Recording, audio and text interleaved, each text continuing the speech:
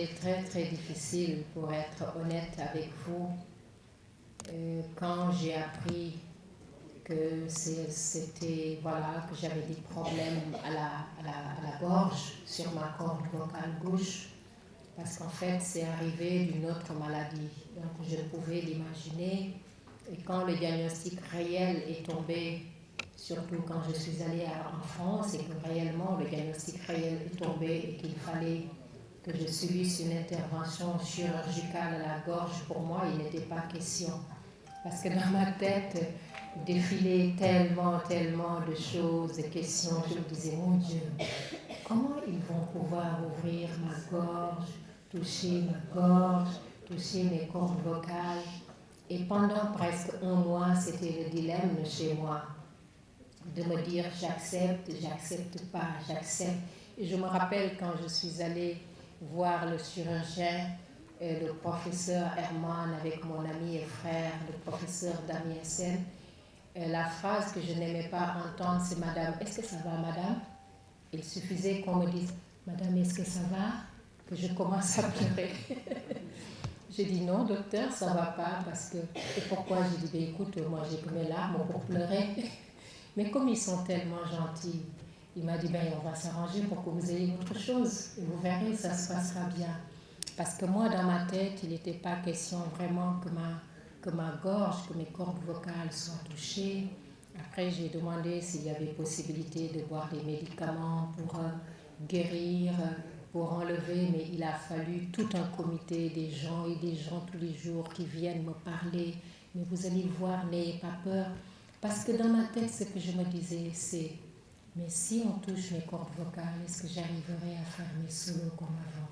Mais si on touche mes cordes vocales, est-ce que j'arriverai à chanter comme avant?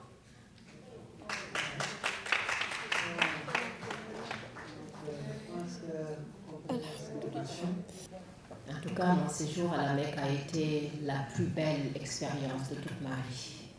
Et je trouve que c'est la meilleure des décisions que j'ai prises dans ma vie.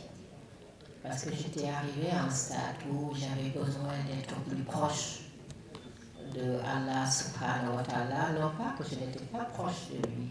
Moi, mes parents, je suis née à Tivaouane, je suis née à Thiès.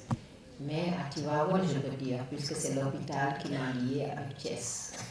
Voilà. Donc j'ai grandi dans cette ville sainte qu'est Tivaouane, aux côtés de mes parents, à côté de ma mère qui a été élevée par Serigne Abdou Aziz Sy Dabakh, dont son père fut Moukhaddam.